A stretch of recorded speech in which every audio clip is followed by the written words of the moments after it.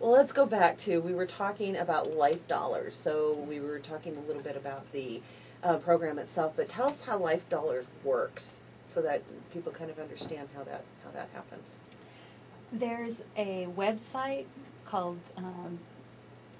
Exchange, or it's fourthcornerexchange.com. That's right. Yeah, Fourth Corner Exchange. And so it's a website-based system.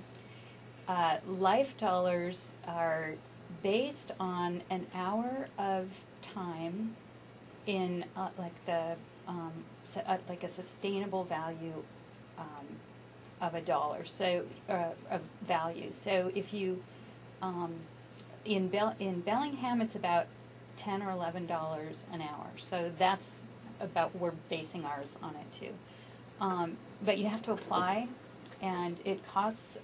Right now, they've got a reduced amount to join, so it's about $25 to join per person, and you can add a spouse or someone for $5 in addition. And you get a password, and so you can set up what you're offering and put out there what you're looking for. So one of the challenges is, thinking about, well, what do I have to offer? What do I have to barter? Really, what do I have of value? And it really challenges your way of thinking, because we're stuck in, well, what have I been paid for in the past? Well, community organizing, what are people going to pay us for? Like my contacts list, no, you can't have it, what? But you really have to dig deep and, and kind of think, well, what do I want to do? What do I like to do? And what kinds of things do I enjoy? And what other things are people putting up there?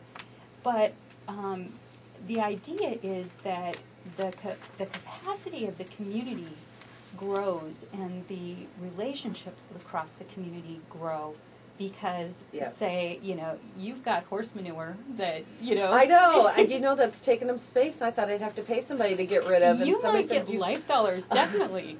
Well, that was the shocker to me. I think kind of what you're saying is that perception on what we value. Our whole life has been on the dollar.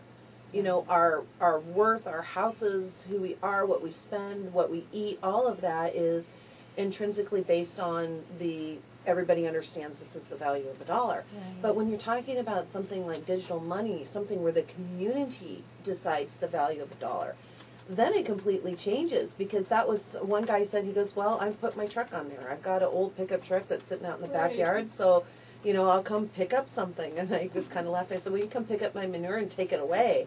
And somebody said, well, you could sell your manure. I said, you can?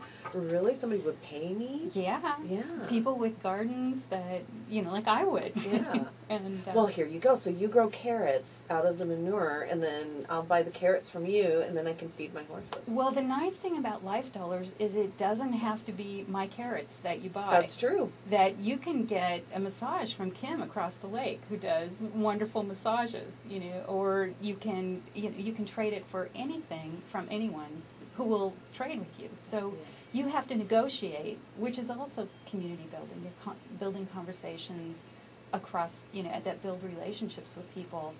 Mm-hmm. And the other thing that it does that's really fascinating is the trust that you build is held right there within your community. So I can give feedback about whether your horse poop had a whole bunch of seeds in it or not. Yeah, nice.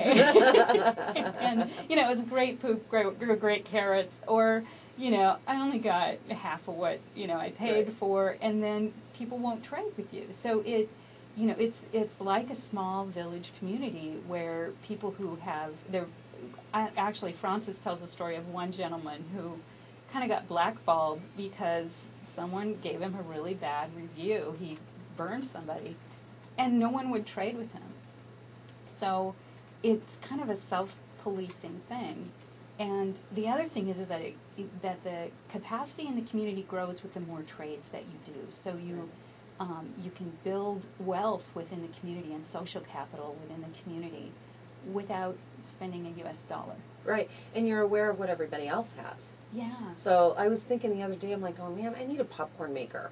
Yeah. I need an air popper. Really? And I was thinking, I should go see if somebody has an air popper that they're not using that they might want to sell for Life Dollars, instead of going down to the store and buying one that was made in China. You know, you don't think about that, and you know, all these people have all these different things. It just sounded like a fascinating idea. It is.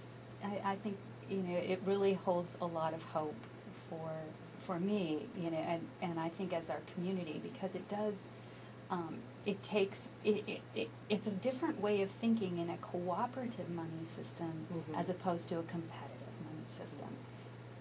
And that, just wrapping your head around that is, you know, how, and Francis says, you know, that money causes, you know, social, you know, problems and, you know, unrest and laziness and, you know, dishonesty and a false sense of superiority and, you know, all kinds of crazy things that money, you know, is the root of all evil. Well, right. It, in a way, when you look at it, it is. And this is an answer to that.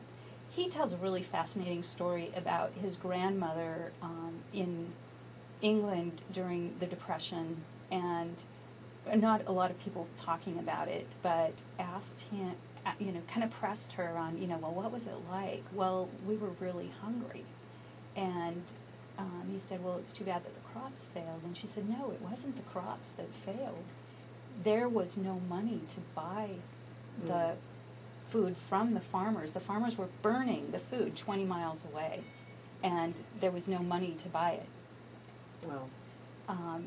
But the farmer that came into town with his truck and said, hey, anyone who wants to come with me back out to the farm, you can have everything you can pick because I can't afford to pick it and it's just going to waste. The community took care of him the next time there was an issue in the community. So there was that reciprocity. We had that happen recently with the strawberry crops down in California, that they were just letting them rot because it was cheaper to let them rot than it was to pay for labor to actually pick them. Wow. And it's the same type of thing. Yeah, money just makes everything a little kittywampus. Well, and the scarcity. There's, you know, the way that the money system is set up is based on scarcity. It's debt and it's scarcity, where this life dollar system is life affirming. It's, you know, there's always life dollars there. As long as people are there using it or, you know, producing and trading and sharing, there's plenty for everyone. Right, Abundance. exactly. Yeah, we're going to talk a little more about this. We're going to talk about transitions and the community network when we come back. You're listening to Kim Ariano here with Kristy Trione, and you're listening to Alternative Talk, 1150 KKNW.